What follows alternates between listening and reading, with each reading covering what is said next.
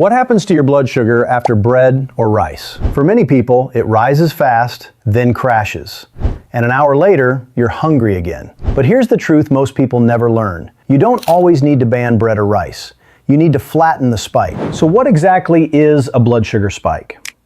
A blood sugar spike happens when the level of glucose in your bloodstream rises too fast and too high after you eat, usually within 30 to 60 minutes. When you eat foods like bread or rice, your digestive system breaks them down into glucose. That glucose enters your bloodstream to be used as energy. That's normal. The problem starts when glucose floods the bloodstream faster than your body can handle it. Your pancreas responds by releasing a large amount of insulin all at once. Insulin's job is to push glucose out of the blood and into your cells. When too much insulin is released too quickly, blood sugar drops sharply afterward.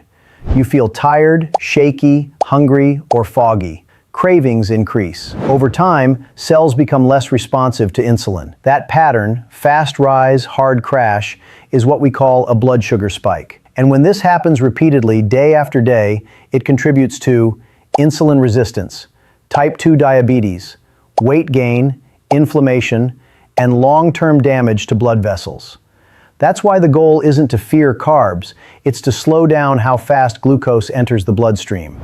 In other words, you don't need to eliminate carbs, you need to flatten the spike. In this video, I'll show you 6 science-backed ways to reduce blood sugar spikes from bread and rice, using food order, timing, and simple habits. If you want clear, doctor-explained health advice you can actually use, subscribe to Health Fix now. Quick question, which spikes you more, bread or rice? Comment bread or rice below. Note, if you use insulin or diabetes meds, talk to your doctor or clinician before changes. Strategy 6, the kitchen hack. Cook, cool, reheat. Freshly cooked rice digests quickly, but when you cool it in the fridge, part of the starch becomes resistant starch, which digests more slowly. How to? Simply cook your rice, let it cool completely in the fridge, ideally overnight, and reheat it when ready. The resistant starch remains. This simple step can noticeably soften post-meal glucose rises. Note, cool rice quickly and refrigerate properly. Strategy 5, never eat a naked carb. Bread or rice alone hits hardest. Pair them with 1. Protein. Think eggs, chicken, fish, tofu, or lentils. 2. Fiber. A generous serving of non-starchy vegetables, broccoli, salad, peppers. 3. Healthy fat. A drizzle of olive oil, half an avocado, or a handful of nuts. Rule: no carbs without protein plus veggies. Strategy 4. Eat carbs last. Here's a game changer. You can eat the exact same meal and get a completely different blood sugar result just by changing the order. The sequence is, first, vegetables and fiber.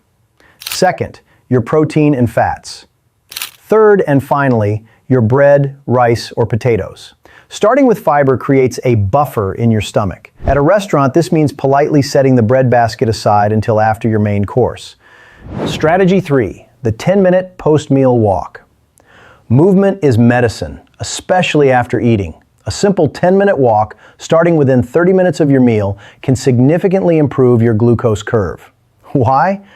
When your muscles contract, they pull glucose from your bloodstream for fuel. No insulin required. You're manually helping to clear the sugar. It doesn't need to be intense. A stroll around the block or even pacing while on a phone call counts. Strategy 2, time bread and rice earlier. Your body processes carbs better earlier in the day. The practical shift: 1. Make breakfast or lunch your larger carb-containing meal. 2. Opt for a lighter, protein and veggie-focused dinner. 3. Aim to finish eating 2 to 3 hours before bedtime. This aligns with your natural metabolism and can lead to more stable energy and better sleep. Strategy 1, vinegar. This final strategy comes with a big asterisk. For some people, vinegar, like apple cider vinegar, consumed before or with a meal can modestly blunt the glucose spike. The acetic acid may slow starch digestion. If you choose to try it, do so safely. 1. Always dilute. 1 tablespoon in a large glass of water. 2. Timing. Sip it just before or during your meal. 3. Caution. Skip this if you have acid reflux, gastritis, or gastroparesis. When in doubt, ask your doctor. Now, imagine combining these. That's the stack. You eat your veggies and chicken first, then your cooled and reheated rice, take a short walk, and you've employed multiple synergistic strategies.